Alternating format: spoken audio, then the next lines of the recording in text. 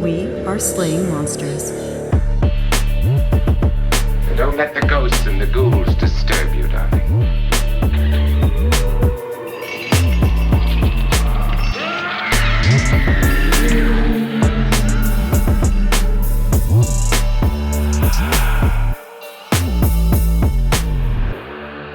I love our listeners because our listeners have a very varied background.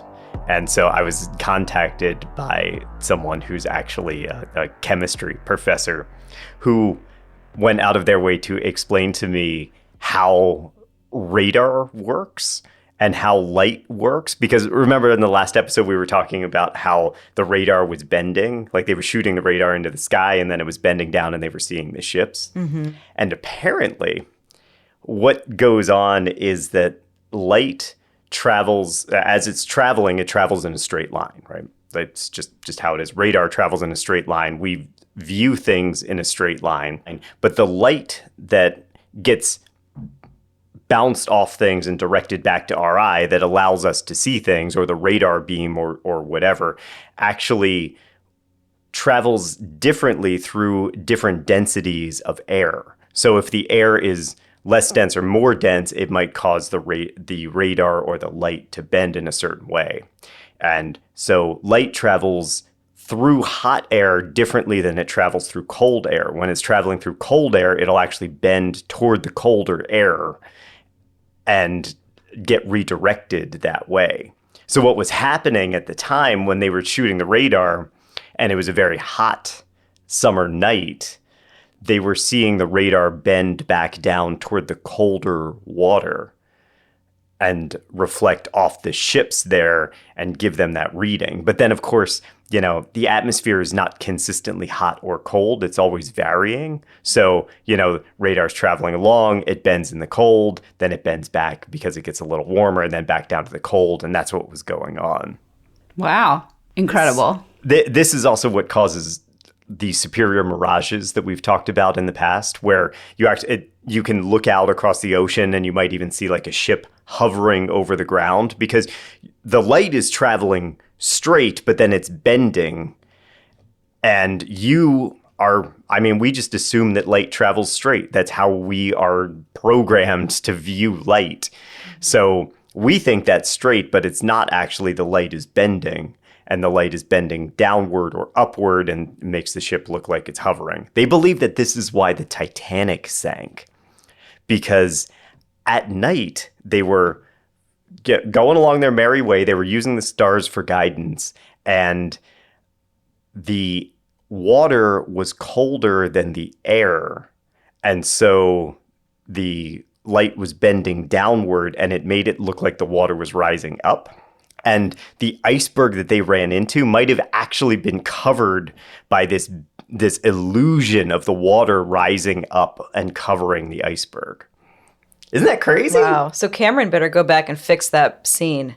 Oh yeah. Yeah. It actually might not have been the navigators or the captain's fault at all. Yeah, he's got some director's cuts to fix there. Go back. What was I haven't seen Titanic in a long time, though, of course, as a good little 8th grader, I saw it many, many times when it came out. Of course. But what did they say? Just that the captain wasn't paying attention? Is that what people thought it was? That's kind of the story, the mythology surrounding it, is that it was this new steamliner. They wanted it to be so fast, like it was supposed to be the fastest boat that had ever done this. And so he was pushing it as hard as he could and wasn't quite paying attention the way that he should have been. Which, honestly, also, like, sometimes history's messy. Both things may be true. But we assume that he was just kind of going too fast, not paying attention, and hit an iceberg. That was what the story that was told for a long time. But it might have been that he literally didn't see the iceberg coming because there was this mirage where it was covered by water, or appeared to be. Which is another reason for why you need to be going more slowly. Right. Because if he was an experienced captain, he probably knew that those kinds of things could occur. You should, anyway. Yeah. Right. I have a friend who is really, she knows a lot about the Titanic. So I'll have to ask her about the Mirage thing to see if it's come up in any of like the literature that she's read about it. Yeah, that'd be cool to find out. For next time. For next time. Oh, yeah. And so who are we? Well, we're slaying monsters, obviously. We got Maddie J across the table. Hey. We got Katie. Hello. And I'm EJ. And today we are going to wrap it up. Wrap this alien up in tin foil. Put it in the oven. I don't know what we're going to do with it. This is Gulf Breeze Part 3. We're going to wrap it up and we're going to put it on a styrofoam plate for you. Oh, there you go. Like a burrito. That's Alien burrito. That's you'll find out that reference a little later in this episode. So yeah, we're gonna bring it home. We're gonna conclude the Gulf Breeze UFO encounters, and we're finally gonna conclude this story with our dear friend Ed Walters. Now, in our last episode, Ed Walters' UFO photographs were getting a ton of attention. Buoyed by the popularity of Whitley Strieber's Communion and Bud Hopkins' Intruders, the country was just poised for a UFO takeover, at least in the media. And Walters, he's got these shockingly clear photographs. He's got like 30 of them at this point, and he was delivering exactly what the public wanted, which is more aliens, more spacecrafts. All of this publicity reached the Mutual UFO Network, who dispatched 2 freelance investigators to Gulf Breeze. One was Donald Ware, a very credulous individual who believed that aliens were visiting Earth to abduct humans and modify their bodies into hybrid soul containers. The other was Robert Boyd, who was a skeptical researcher and the head of the Center for UFO Studies.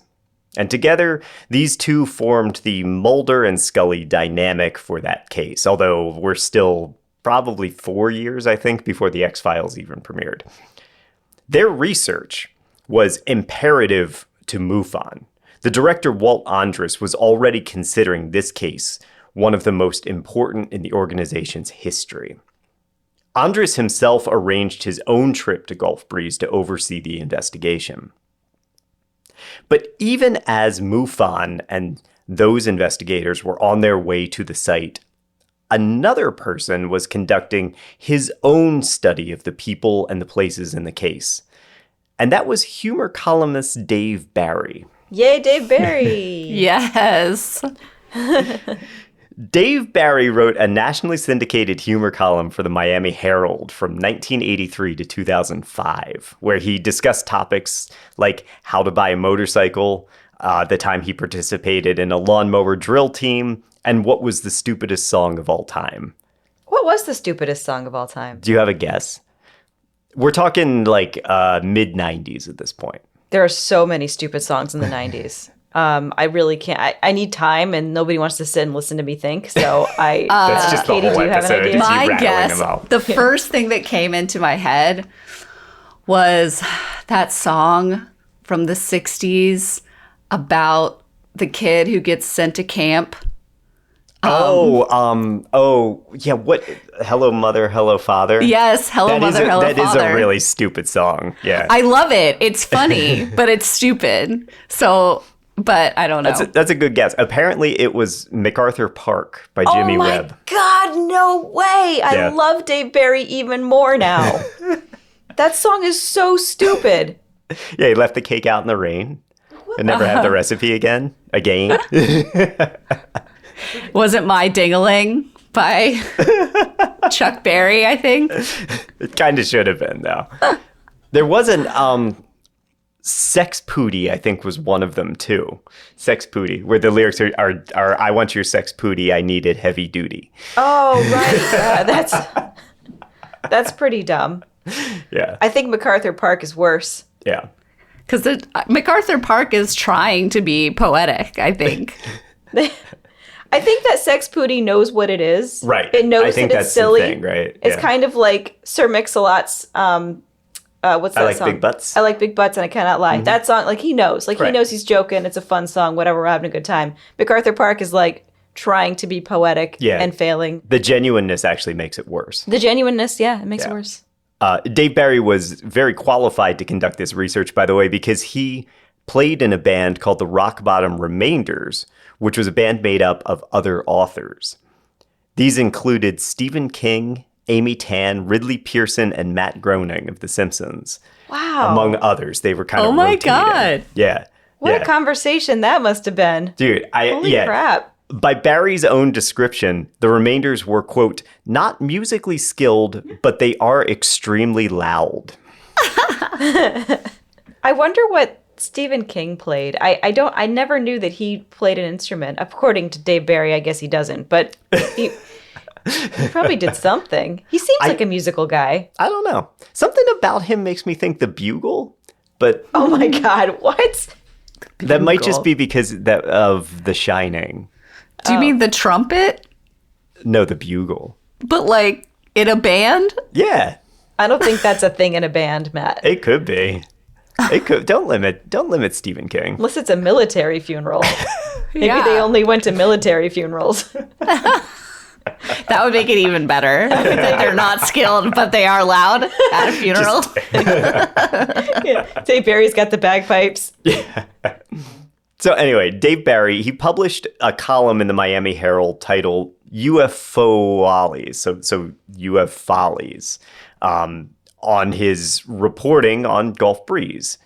And while it seems like he's entirely the wrong person to conduct a thorough report and research on Ed Walters and his claims, Barry was actually kind of the perfect person, partly because I don't think people gave him a whole lot of credit because he was just a humor columnist.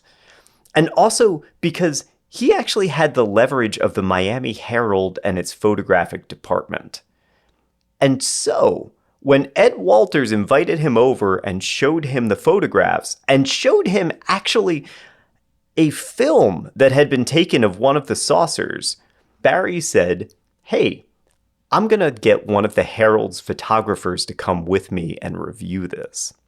So Barry describes the film that he saw and says, "The tape was apparently taken in his backyard from behind some bushes, which can be heard rustling as the photographer moves around. The tape shows the same object as the photographs just above the tree line, moving kind of jerkily from left to right and then back again. It lasts only a minute or two." I have a question. Yeah. So the film shows the object moving back and forth, but it doesn't show the object leaving or exiting the frame. Correct. We're just seeing. Okay. Yeah. Interesting. Yeah. It's not a very long. He said it's just a minute or two, and it's moving back and forth. It doesn't move forward or backward, doesn't go up or down or leave at all. Right. Okay. So as they left, the Herald's photographer took him aside to express some of their doubts.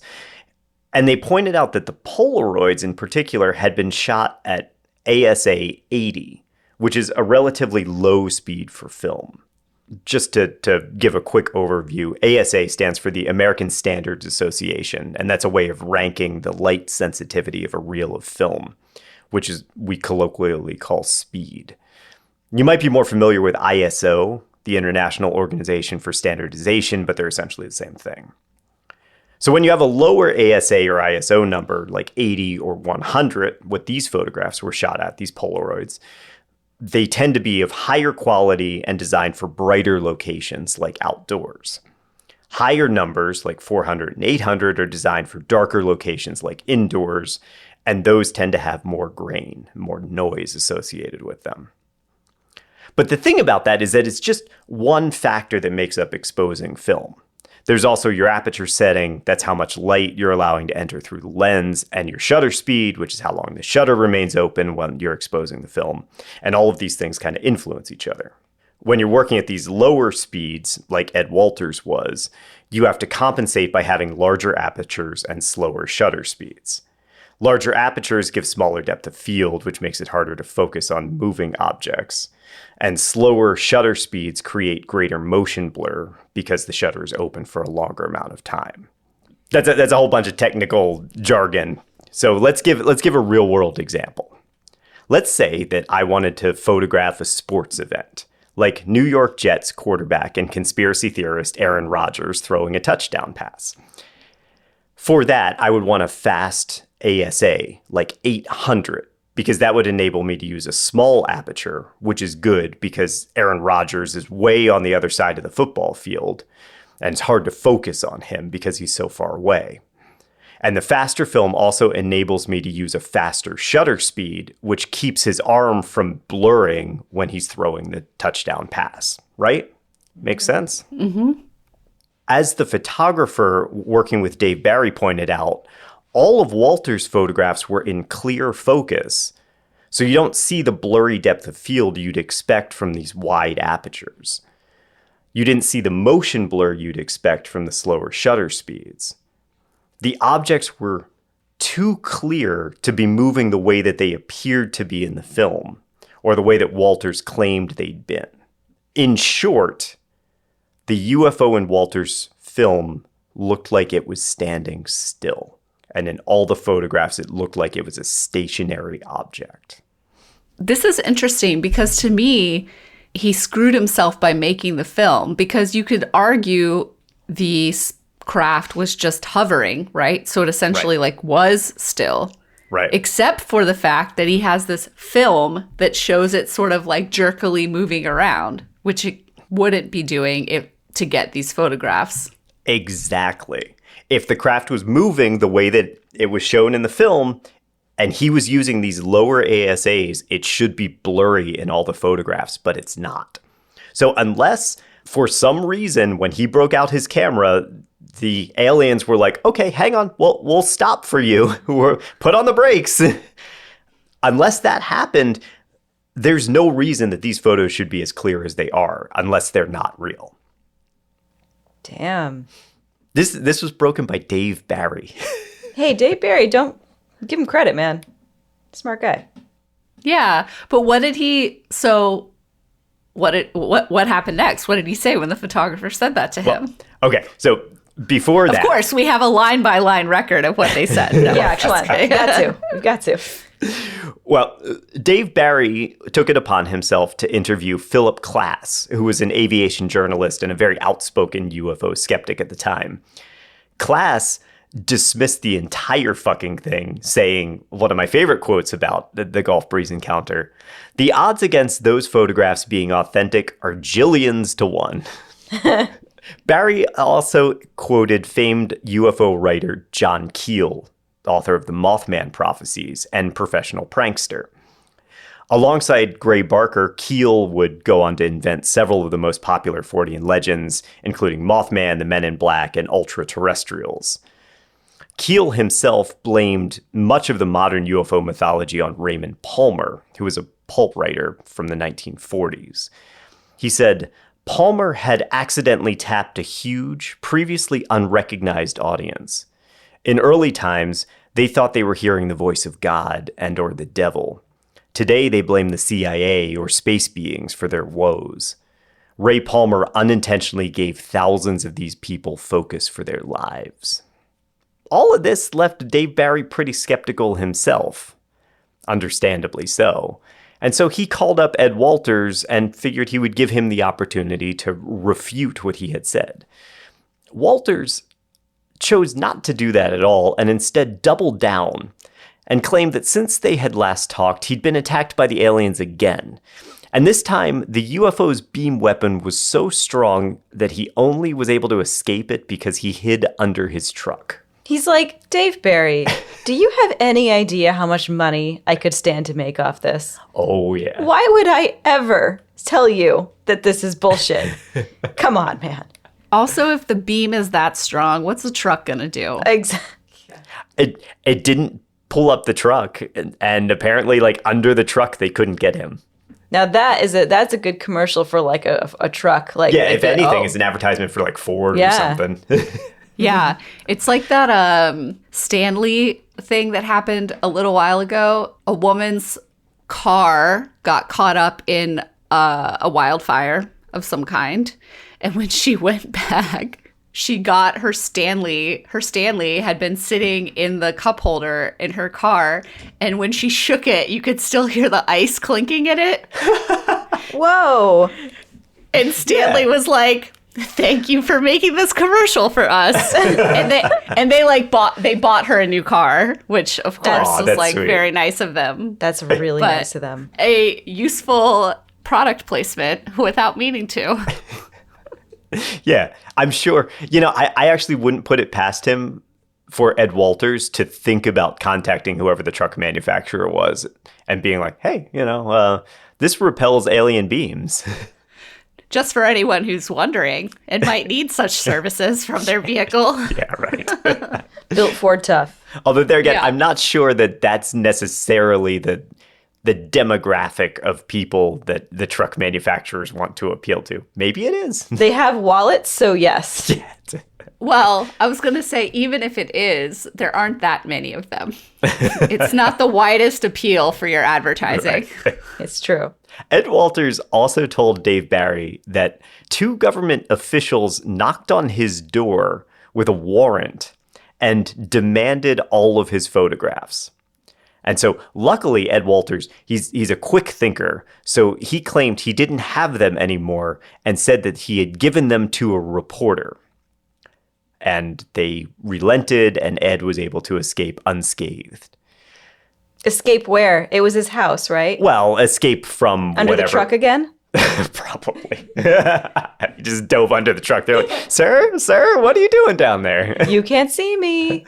Yeah, I forgot that this is a podcast, so my skeptical face I was making doesn't translate to audio, but yeah, I was audio making medium. a skeptical face. Sorry, he claimed that the government people came, or did they actually come? He just claimed they came.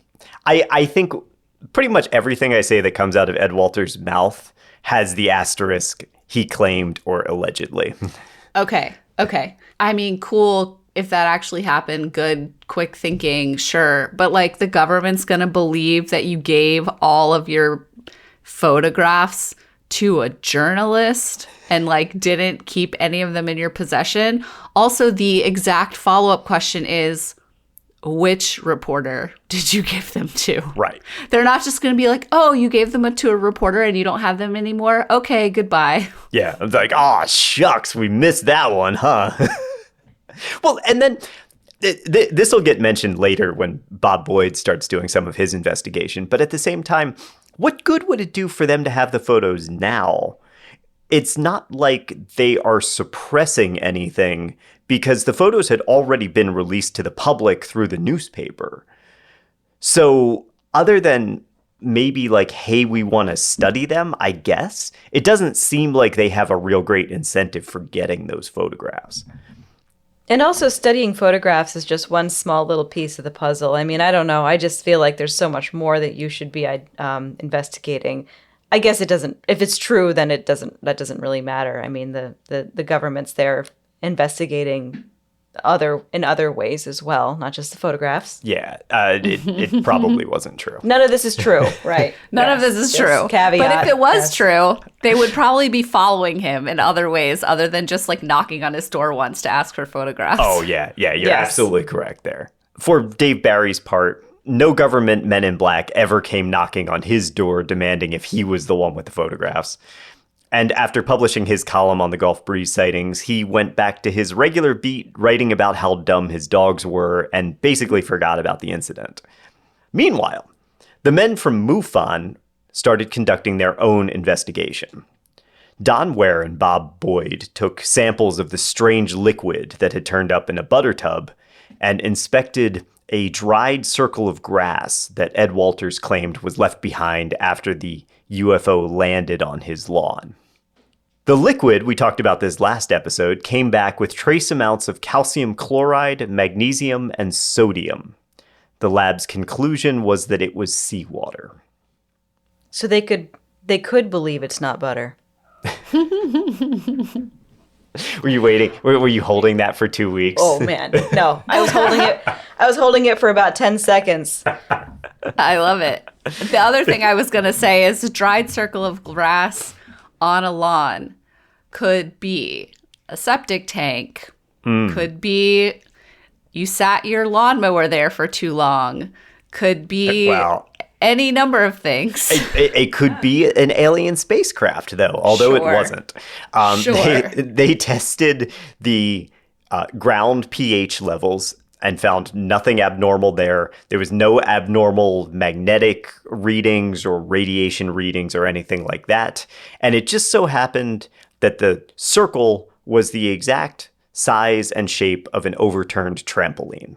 There you go. So there's no physical evidence of any contact beyond these photographs that he took over this 8-month period. Still, by the end of January 1988, MUFON's director Walt Andrus declared the case genuine, saying, "This is one of the most amazing UFO cases I have ever investigated in the past 30 years in the United States. The eyewitness photographer was evaluated as sincere, truthful, and successful businessman. No evidence was disclosed that this Gulf Breeze citizen was involved in anything deceptive." The amount of credit we give to people who are successful businessmen, really, it truly boggles the mind. We've been doing it for centuries. As if that is like a barometer for how truthful you are. Oftentimes, to be successful in business, It's the exact it's opposite. opposite. And that statement, in fact, no evidence was disclosed that this citizen was involved in anything deceptive, is not going to age well. But Andrus was now convinced that Walters had undergone an alien abduction at some point. He just couldn't remember it. During this abduction, Andrus claimed that the aliens implanted a communication device inside Walters' head. And that device was the thing that was humming when the craft came near and allowed the aliens to broadcast the dog slideshow to him. Andrus believed that the aliens were using Ed Walters and his photographs to gradually reveal themselves to the humans on Earth. It's like an early 90s disclosure movement. I don't know why they chose a developer from Florida as their emissary, but apparently Ed Walters was like the ideal person to reveal themselves. I'm sure Ed Walters would agree with you. Oh, Ed Walters definitely would. Actually, Ed Walters would probably say, well, I'm just a regular guy. I don't know why they chose me, but I'm doing what I should do. Why did Anders think that he was like the ideal person for the aliens to reveal themselves through? I have no idea. I think just because the evidence was there. I don't think that there was a logical reason. I think it was just, wow, these photographs are really clear. Wow, I believe this guy is genuine. This must be, why would the aliens allow this to happen? They must want this. It's like backwards logic. When did E.T. come out? Wasn't it like 83? 1982. Oh, wow. And then this was... 88, 89. I mean, I'm not saying that E.T. is all to blame as the inspiration, but why Elliot? Why this little kid in this house? Why is this kid the one? And I think that there is this probably prevailing idea during that time throughout the 80s of alien encounters and it being just regular people. I don't think, in my limited knowledge of the alien encyclopedia of encounters of people, I don't really run into a whole lot of incidences where aliens talk to presidents. Aliens talk to kings. It's like it doesn't really happen. It always happens to normal, regular old people. So that's kind of the cultural idea. Yeah. I mean, Close Encounters of the Third Kind was in the 70s, end of the 70s. Yeah, 77. And in Close Encounters of the Third Kind, it's also a normal person, but it's also this like aliens are maybe friendly. Like it's not exactly bad interaction with them. It's more wondrous. And the Ed Walters thing, like, well, they are trying to beam him up, so that feels dangerous. But he hasn't at any point said that they've tried to hurt him, like actively, right? No. Like they're No. trying to lure him, they're trying to capture him, but that doesn't seem like they're trying to hurt him. I'm just curious about that sort of trend, because like the biggest movies of that time were more about friendly outer space things, right? Close Encounters, E.T., Star Trek was like, there were like good things in space, bad things in space. Star Wars, similarly, good and bad. I don't know. The only counterpoint I can think to that is Alien, which was 1979, and I guess Aliens in 86. But they were, they're kind of outliers there. Most of it was not horror, like they're trying to kill you. Most of it was peaceful at that time anyway. We're beyond like Invasion of the Body Snatchers at this point, you know? Well, an Alien's slightly different because you're not on Earth. You're outside. You're more in their territory. That's very true too. Yeah. Aliens coming to Earth. The aliens coming to Earth do tend to be friendly up until like Independence Day in the mid-90s. Yeah, or you got Mars Attacks too. Yeah, that was after, I think that was after Independence Day. Maybe that was before. That might have been before. I don't know, but that's another one. Like they meet the world leaders, right? And then they pop their heads off or something. So Yeah.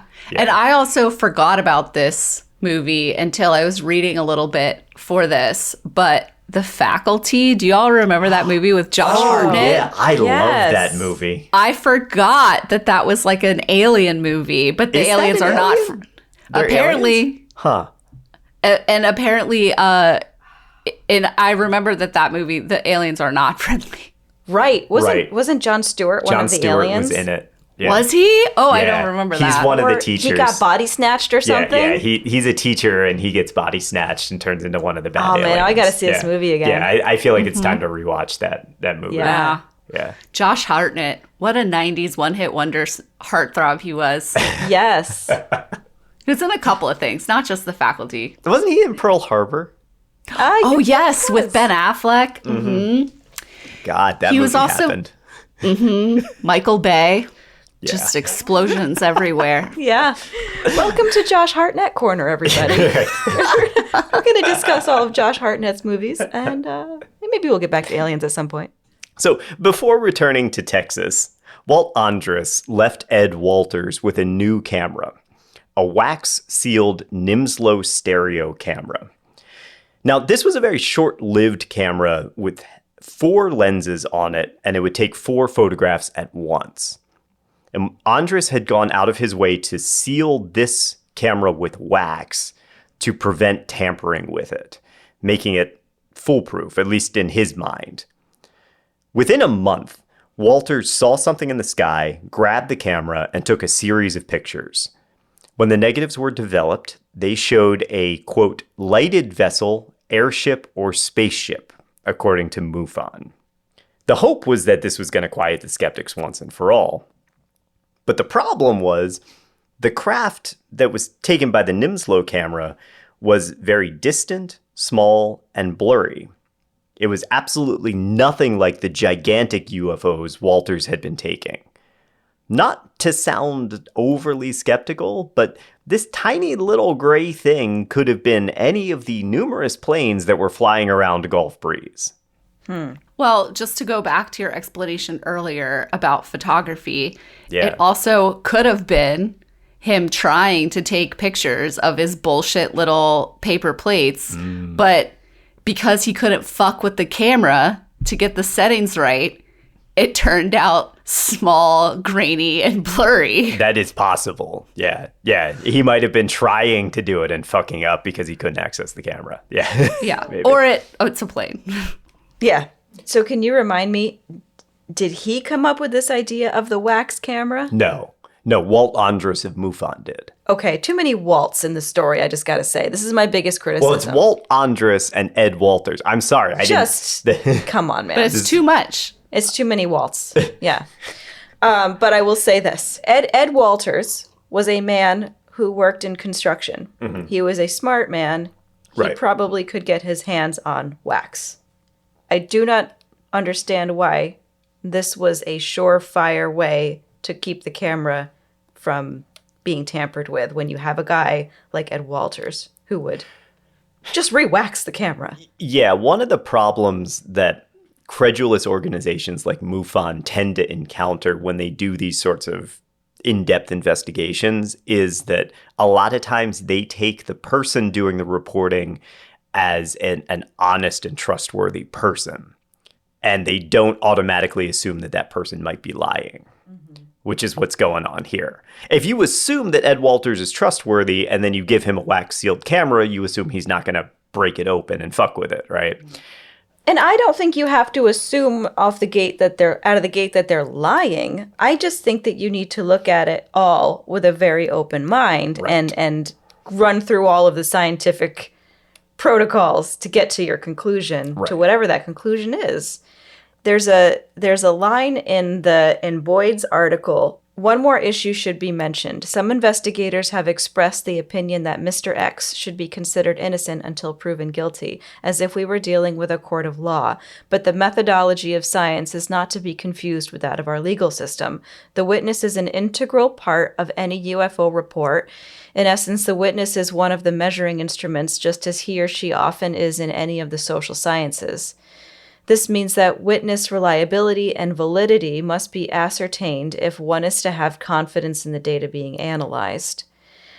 What you said made me think of that, because we're looking at him first as an innocent versus guilty person, but that's not the way science is done at all. No, and it's not the way research should be conducted either. No. Right. And also, like, innocent until proven guilty is because you're putting someone on trial for a crime for which they will be punished or potentially lose their freedom. None of that is going to happen. The worst that's going to happen is this person goes back into obscurity, or people like chastise them for lying about UFO whatever, or, you don't get some money. But the point is, like, it's not as serious. So why do you need to assume that this person isn't lying to you? Like, no, you can start from a neutral position. Like, I don't know this person. They might be truthful, they might not be, but let's just go and see, like you said, EJ. Walters, by the way, explained that the small craft that he photographed was a probe ship that was dispatched from the larger mothership that he had been photographing. But Bob Boyd wasn't convinced. And it's great that you brought up Bob Boyd and his approach to things, because he's a little bit different than a lot of the other characters we've been talking about so far. The mention of government officials coming to Ed Walters' door with, quote, material seizure warrants didn't sit right with him. If the photographs had already been published and circulated in the newspaper, why did the government try to collect them? What do they care? Boyd was familiar with these stories of men in black pressuring citizens into silence, but obviously that wasn't the case here. Walters was anything but silent.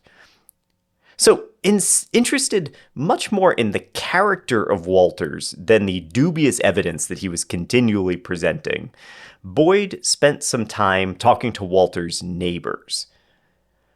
While community members confirmed that he was a prominent businessman, they also called him a, quote, practical joker and prankster. In fact, several people confirmed that the previous summer, Walters proclaimed that he had intended to, quote, pull off the ultimate prank. Boyd wrote up his analysis in the case in the April 1988 MUFON newsletter. In addition to his concerns about Walters' character, he quoted Dave Barry's skepticism of the photographs and the problem with the film speeds used to take them, and possibly the greatest elephant in the room, that despite 30-odd photographs and dozens of sightings, only Walters had ever seen this craft.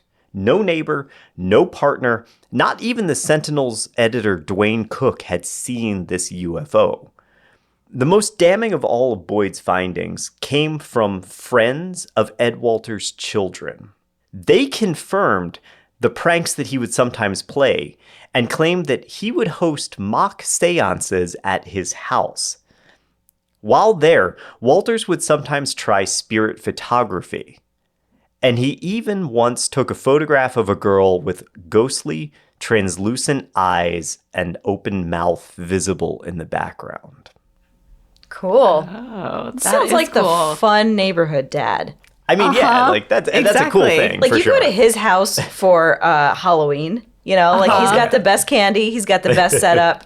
Like, yeah. Although he didn't have kids, did he? He did have kids. He did. He did. Okay. Okay. Yeah, I mean, he's like, I love that he's like throwing fake seances for friends of his kids. Like, how fun is that? That Yeah. sounds so fun. I know. But I would have loved that.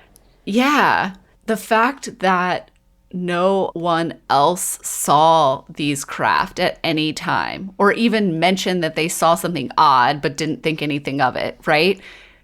We talked about this before in a previous episode. Like, if he's having this many sightings over such a short period of time, and he lives in a neighborhood, he doesn't live out on a farm in the middle of nowhere by himself, and no one else has noticed that there's a giant foreign object hovering around in the sky, or like beams coming out of spaceships trying to capture him in the middle of the night. Like, that sounds loud. Like someone else would have also awoken and like come outside and been like, what the fuck is happening? Yeah. And now you have him linked to double exposed photographs, the same technique that's used in spirit photography. And that means that he wasn't just some ignorant guy with a camera. He knew quite a bit about photographic techniques and how to create these spectral images. Boyd concluded his report with a tactful critique of his colleagues and their excitement about the case, written up in the MUFON newsletter. He said, "The UFO community cannot conduct itself as it does the debunking movement, with its tacit agreement to never criticize one's colleagues or allies. This is why we have written this article, however painful it may have been to say some of the things in public. Science advances by healthy criticism of each other's work, not by silent acceptance of potential errors and flaws. Ufologists have better things to do with their valuable time and resources than spend endless hours listening to tales of UFO visitations from Mr. X. We hope this contributes to a rational discussion of the Gulf Breeze events and full expose of the facts and circumstances surrounding the reported sightings." I think he's so eloquent, and it's so well put, so much nicer than I think I would have put it. How would you have put it, EJ? You're all a bunch of fucking idiots. Yeah, I mean, you're right. He is very eloquent, but I think it's kind of a burn to him for him to be like, we have better things to do with our time than listen to tales from Mr. X. Yeah, it was still a mic drop. Yeah, it's straight up a mic drop. He's like, deal with it. But despite his level-headed approach to the Gulf Breeze sightings, MUFON didn't like that tone, attitude, or, unfortunately, skepticism. By June of 1988, Bob Boyd was quietly removed from MUFON. That's really heartbreaking to me. They need people like him. Yeah. And I thought the whole point of the organization was to have skeptics. Yeah, I think the initial point was that, but MUFON quickly derailed into just being a group of believers trying to prove that UFOs were real, not trying to figure out what was behind these reports and incidents. Right. I mean, the head of their group was wearing a little alien bolo tie, so. Although, in his defense, today I'm wearing my UFO and Sasquatch shirt. Has a Sasquatch and a UFO up there that says, "I always feel like somebody's squatching me." Wow, is that a real photograph? Yes. Peter Germina, who was the director of the New Hampshire chapter of MUFON, said in a newsletter, "For the record, I think our investigators in Florida are doing what needs to be done. The center and Boyd jumped the gun with their criticism. This type of infighting is unfortunate for us all." It's not infighting. It's not infighting. That's not what it is. No, it's just skepticism. And somebody who actually, the first person to actually do the research into the person, not just the event. To say we have to take an actual holistic approach to our investigation. In October of 1988, the Gulf Breeze sightings were the subject of the pilot episode for Unsolved Mysteries. Shortly after, Ed received a $200,000 advance from William Morrow to write a book on his experiences. Oh my God. I can feel EJ just simmering over there. Sorry. I'm $200,000 in 1988? $200,000. $200,000 is a lot of money for an advance now. You don't really get that anymore. Yeah, you don't now. get those kind of advances anymore. Those don't exist. Unless you're J.K. Rowling, right? Like you have to be some huge author. But just some dude off the street who took some photographs to get $200,000 is insane. I'm just counting back slowly from 10. Guys, give me a second. They probably thought he would sell a lot of books. He did. Obviously. He did. Yeah. Yeah. Well, good for them. They were right. Titled The Gulf Breeze Sightings, the most astonishing multiple sightings of UFOs in history, the book was published in April of 1990. ABC TV optioned the rights to the story for a miniseries, which never got produced. It's rumored that Walters made about $450,000 on that deal as well. And I'm sure he was getting royalties from the book, right? Oh, for sure. Yeah. Like once he paid back his advance, it sounds like he probably made a lot of money on the book too. Yeah. Yeah, he made enough that he spent some of the money on a house just a few blocks from the original sighting. Now, around this time, Pensacola News Journal, which was a local paper with a 100-year legacy, handed the story of UFOs and Ed Walters to a green new journalist named Craig Myers. Myers describes himself as resembling Robert Redford, quote, in the sense that we have the same body parts. Are we sure Myers doesn't need to get into comedy writing like Dave Barry? He's a little witty. Yeah, his book is cool. It's funny. So he hailed from Troy University in Alabama, and he kind of reluctantly accepted his lot at the News Journal and turned his attention to the Gulf Breeze UFOs. I mean, he was new at the time, so he was just kind of like, okay, if this is the story I got to report on, I guess this is what I do. It's one of those where, it's a small paper, it's kind of a silly little human interest story. Let's kick it to the new guy, right? Well, it's a human interest story, but also the guy's making a shit ton of money writing books and getting optioned for TV miniseries. So, But at the time, I think you want to keep a pulse on it. It was just supposed to be kind of a fluff piece, though. It wasn't really supposed to be what it ended up being. But in the spring of 1990, you now have this journalist and this alleged contactee in two very different worlds. As Ed Walters talked TV and book deals and all of that, Craig Myers started retracing the steps of the Gulf Breeze Sentinel and piecing together the timeline of the UFO sightings. An interview with the Sentinel editor Dwayne Cook connected Myers to Walters, who had now dropped all pretense of anonymity and was just using his real name instead of Mr. X. Multiple TV deals will do that, I think. Well, you got to get that money. Oh, yeah. Yeah, you can't just give it to Mr. X. Right. Well, you can get the money either way, but he wants the fame. And to get the fame, truly get the fame, it has to be you. Oh, yeah. Yes. Occasional sightings still popped up from time to time, and somehow Walters was always in the middle of them. Myers started to think of him as like a southern pastor with a growing congregation of believers. They're always thronged around him. They're forming this almost impenetrable shield of credulity. Ed, the contactee, the photographer, the alien shortwave radio, he's kind of untouchable at this point in Florida. Myers contacted a man named, really, Willie Smith. Smith had been working his own beat on the story and had managed to track down Ed Walters' double-exposed spirit photos. Smith knew that this didn't prove anything on its face, but the inquiry led him down a twisting path into Ed Walters' past and revealed some other startling incidents. In 1967, Walters served a year and a half in a state prison for forgery. Allegedly, he'd signed a check that wasn't his and stole a friend's car. That's not a monumental crime, and I'll be the first to say that being a criminal doesn't automatically make you a liar. I mean, who hasn't stolen a car? And forged a check. I mean, if we're only human here, people.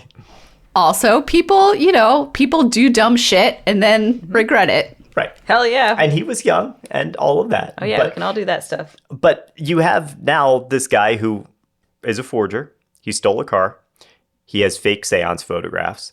It's casting some doubts on his credulity as the upstanding businessman that a lot of people saw him as at that point.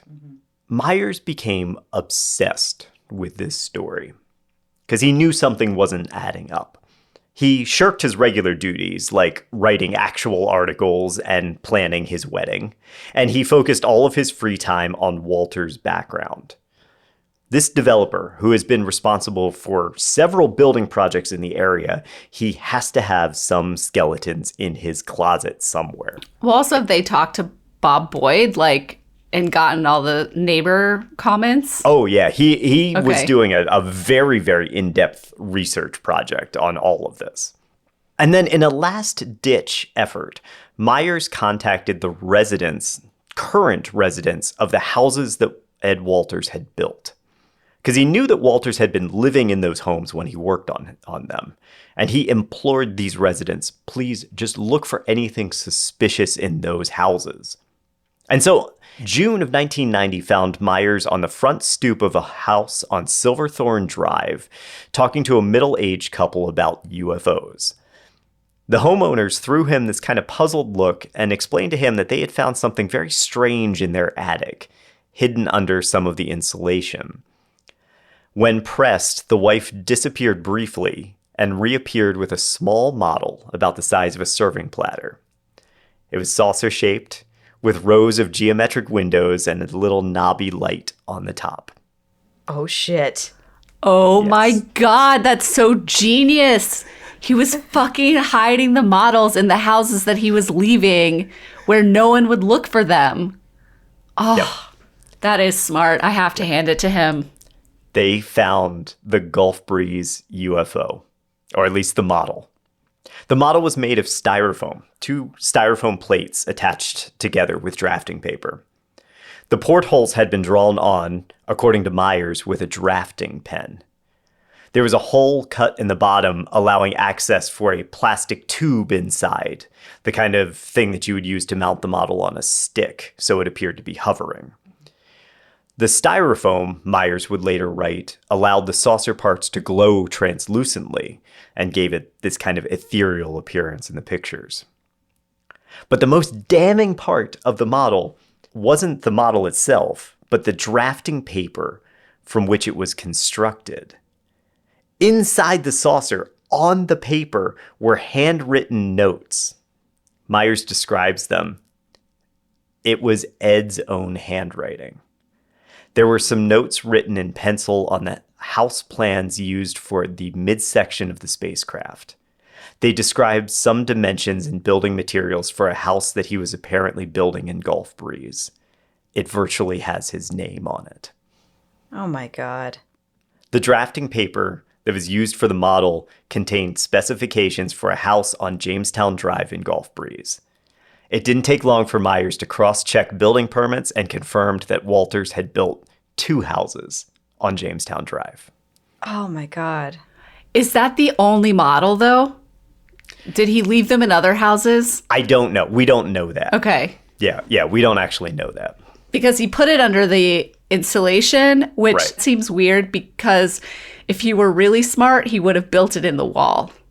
Left it in the wall so no one would have noticed until much That's later. true. Yeah. Anyway. Yeah, or got That's rid of true. it completely. Yeah, or that. No, but he couldn't because I feel like now that I found out that this is how they discovered the models, I feel like he couldn't get rid of it completely. He was like, this is a sort of dark analogy, but it's like serial killers or serial robbers who have to leave their marks in the places where they have been. I feel like he was too proud of himself. And he And the couldn't- hubris took him down. The hubris took him down. He couldn't get rid of it. There's another possibility here, too, which is that this was a prototype model, but wasn't the actual model that was used. And he left it behind in the house, forgot about it because he created another model that was more effective. And that's the one that he actually used. We don't really know. Okay. Yeah. Let's speculate. No, just kidding. Either way, this is a smoking gun. Uh-huh. You know, it's the piece that Myers has been looking for. He and his editor contacted Walters and said, hey, come on in for an interview. We want to talk to you. But they didn't tell him the nature of it. Walters, he always wants to be in the spotlight. So he agreed, and within the week, the little group is assembled at the News Journal's conference room. There's a cardboard box on the table between them. The editor asks, have you ever faked any UFO photos?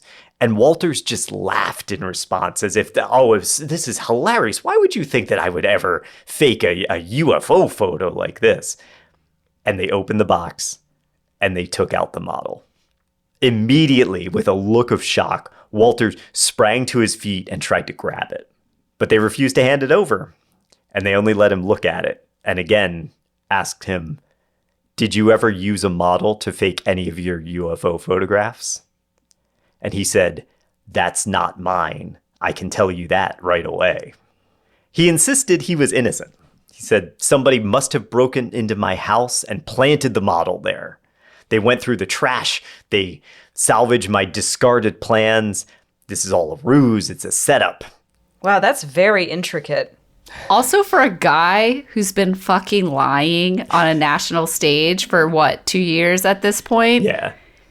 His reaction is that? Dude, chill.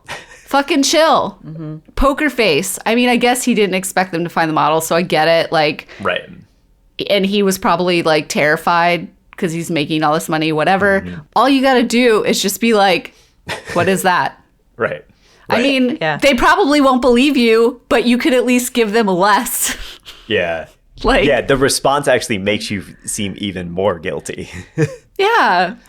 Craig Myers passed the model to the News Journal's photographic team, and they rigged the inside of the Styrofoam model with a couple of different lights and finally settled on a dive light, like one of the ones that you'd be using if you were scuba diving.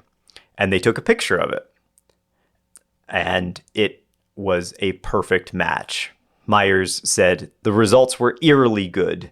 Our UFO, glowing with a greenish hue from the dive light underneath, seemed to be floating in the humid air. And this was styrofoam, so Yes. Are dive lights hot? No. Oh, okay. Yeah. And didn't you mention at some point that Walters was didn't he do some diving or is it just kind of you're in Florida? So I don't know that he gonna... did any diving. He might have. I don't know. But I mean, they were on the beach. They were on the beach in Florida. It's not that hard to get a dive that's light. true. Yep. Yeah. Okay. And because he's a good journalist, Craig Myers said, okay, let's just take this. Let's assume that he's telling the truth, and let's find out if there were ever any break-ins at any of these houses, especially the one on Silverthorne Road. He contacted the police, and the police said, nope, we have no reported break-ins at any of these houses. That Sunday, the News Journal, their front page bore the headline, Gulf Breeze UFO model found. Page after page was devoted to this story. That was supposed to be this little piece, right? But now it's the front page headline and it's pages of this newspaper. It's the debate, it's Walters, it's MUFON's attempts to debunk the model. A half-page spread titled UFO Earns Thousands for Walters charted his meteoric rise to fame and the multiple deals that netted him enough money to buy his new house. Over $500,000. God.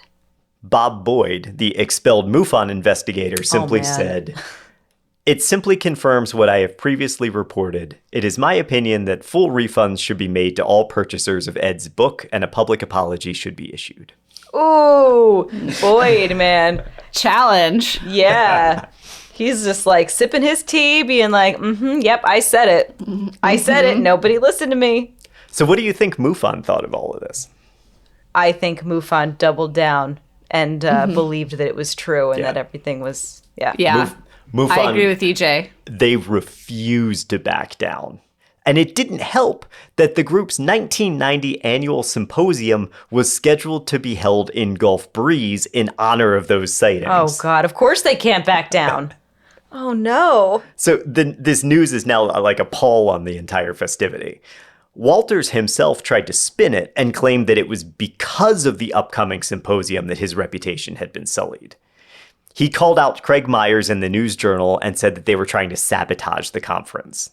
Yes, because they care so much about some fringe group's fucking conference in Gulf Breeze that they're trying to sabotage Ed Walters. Again, the lengths that people will go to when their ego is involved. Like, Yep. dude, no. Nobody cares about your stupid group. Yeah, They and do care about fraud, but, you know. Yeah, they care quite a bit about fraud. Yeah, and that's actually the thing, I think, Katie. It's like ego. MUFON, I think the idea was if we stop believing in some of this stuff, then we might get a whole lot of detractors that are going to start disbelieving other stuff.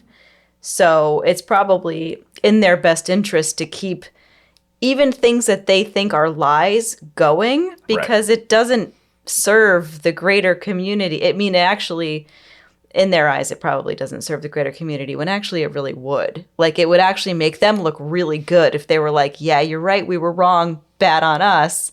Let's continue to have this symposium in Gulf Breeze, and let's talk about it. Let's talk about hoaxes. Let's talk about what we think is real, and have a real conversation. That would have been a great opportunity for them, but they instead decided to double down, which is, I think, the worst choice they could have made. Yeah. Walt Andrus himself held a press conference at the Pensacola Hilton and said that they were still convinced that Walter's encounter and photographs were genuine. Wow. If anything, the controversy seemed like it galvanized the true believers, and there were hundreds of MUFONers who came to the Florida Panhandle for the conference. It just doesn't make them look good, though. I know. Like, if they want to be taken seriously, this is not the tactic to take. But this is the thing, is that there was a point somewhere where MUFON stopped being about critical investigation of phenomena and became proving UFOs are alien spacecraft. At all costs. At all costs, and it doesn't matter. And we're going to cling to insane logic and jump through mental hoops, even if that's the only way we can prove it.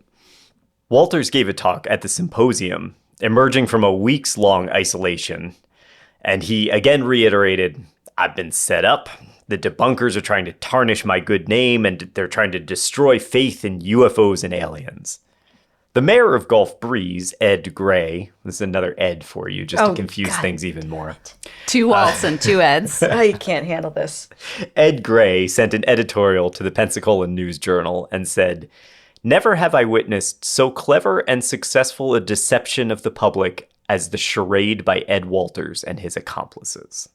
And Ed Walters took that personally. 2 months after the symposium, Walters began a run for city council. Wow. His platform at the debate was, "I sit here before you not as a UFO witness, but as a qualified candidate. UFOs have nothing to do with city business." I would think that they actually would. If he thinks they're true, if he thinks UFOs are real, then they actually do pose a serious threat on the community, and people should be aware of what they're doing around here. The UFOs? Yeah. See, Yeah. I think it's really, really important to know if people believe in this stuff or not, because it helps me to qualify how sensible a politician is or isn't. Yeah, it's true. I'm stuck on the fact that this guy is mad that he's not the center of attention anymore. And so he's like, how can I get back into the center of attention? I'm going to try to get power in my community, more power in my community. That's the only reason he's doing it, because he's mad he's not in charge anymore. He was also pissed at Ed Gray. He was pissed that the mayor called him out, too. Yeah, I thought you were going to say that he was going to, like, challenge the mayor in a primary or something. You might as well have challenged Anyway. him in like, dueling pistols. I don't know. That'd be cool. Dueling alligators. Like a cockfight, but with alligators. So now the thing is, MUFON is now in a really uncomfortable spot, because the debate over Ed Walters and the truth of his encounters is now a political matter. Because now it's whether or not you're supporting a politician or not. And this whole thing is starting to echo the Billy Meyer case from a few years prior. Remember, that's, again, an alleged witness has incredible evidence that it is supposed to prove the existence of flying saucers, but A model has been found and has invalidated everything that he has done. There are two Myers now in the story. Yeah. I can't. Okay. Eager to clear their name, MUFON put a new pair of investigators on the Walters case, Rex and Carl Salisbury. These two were kind of ringers for MUFON. They had been awarded for their unsurpassed investigation skill the previous year. And they spent 2 months reviewing the facts of the Ed Walters case before submitting their report. Now, understand that MUFON really, really wants this to be, oh my God, these photos are genuine, everything's genuine, Ed Walters had real encounters. But the Salisburys said, our investigation and analysis led to the conclusion that several, if not all of the photos are probable hoaxes. Good for them. This is now an investigation that MUFON themselves have conducted on the story that they are claiming is completely genuine. And those investigators are like, nope, it's bullshit. Wow. So what did they do? Did they excommunicate them? Walt Andrus responded by saying, I don't know how they arrived at that decision. It's certainly premature. 2 months. They spent 2 months analyzing this shit. He's like, that's premature. 2 months with already having evidence. Like, it's not like they had to go find out. So, like, you could argue, oh, this is premature. We could get more evidence. You have Bob Boyd's investigation. You have Craig Myers' investigation. You have the Sentinel's investigation. You have Dave Barry's investigation. Model. You have the model. Yeah, you have the smoking ship in your hand. Like, what do you need? Yeah. And, well, not only do you have it in your hand, you have all of these people piecing together different timelines, different pieces of evidence that like don't make sense or undermine his story. So again, premature of what? Like, people have been looking into this for years at this point. Right. So Andrus floated that the Salisburys might have been influenced by Mayor Ed Gray as a political move against Walters' city council campaign.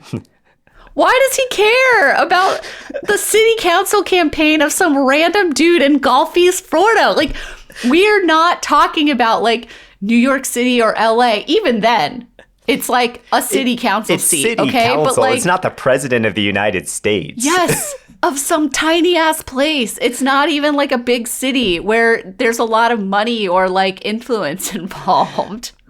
Yeah. Oh my God. Okay. And it didn't matter anyway, because Ed Walters got trounced in the election. Ed Gray, running for city council, received 1,725 votes. Ed Walters received 373. Wait, so Ed Gray was also running for city council? I thought he was the mayor. He was, but I guess he was running for city council too. And with this final defeat, Walters faded into the background.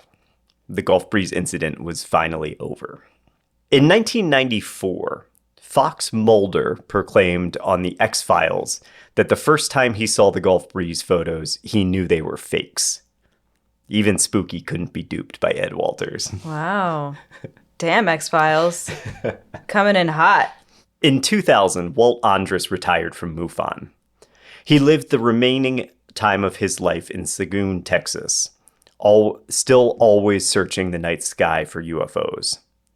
On September 16th, 2015, Andrus died. He was 94. Wow. MUFON's executive director, Jan C. Harzan, said, Walt was a visionary ahead of his time and exactly what the study of UFOs needed in the late 60s. Working with a team of skilled individuals, he executed his vision flawlessly, putting MUFON on a course for success that continues to this day, nearly 50 years later. Ed Walters disappeared from ufology. He and his wife divorced, with her taking about half of his $2.5 million that he had acquired over his time. The following year, a friend of Walters came forward and declared that he'd been present for at least one of the UFO photographs. He claimed that Walters was pulling a practical joke the whole time. But no one talked to this dude? He did not come forward, refused to come forward till then. Yeah. But that was a joke powerful enough to drive a rift through the #1 ufology research group. Even today, this story will pop up from time to time. And despite the model being clearly found, despite Walter's handwritten notes, and despite the substantial sum that he earned from his prank, people still think that this was genuine. Make no mistake, Ed Walters was a con man. A talented photographic faker who blurred the lines between reality and fiction for a few short years. But his real legacy, and the legacy of Gulf Breeze, comes from the distrust that his fakes sowed in the UFO community. MUFON was once born out of the desire to pull back the curtain on government conspiracy like Project Blue Book and find out what's really going on. But as far back as its inception, rational people were already repeating, "There's nothing there." It's very human, a very human quality, I think, to take that statement, "There's nothing there," and turn it into, "Why are you lying to me?" Or "What are you hiding?" And that's where Walters, the con man, flourished. His story bred distrust, not in the general public, but in the insular UFO community as well. Thanks to the success of Whitley Strieber and Bud Hopkins, ufologists were poised to believe any story that would fit their worldview, regardless of how glaring the facts proving it a hoax were. The Gulf Breeze sightings are a great reminder that our own biases can blind us to simple truths and can lead us to places that are so impractical that they look outrageous. Now, more than ever, we have to rely on our skepticism and our rationality. So I want to encourage us, let's be the Fox Mulders of this world, not the Walt Andreses. Because the truth really is out there, but only if you follow the facts. And that's the story of the Gulf Breeze UFO encounter.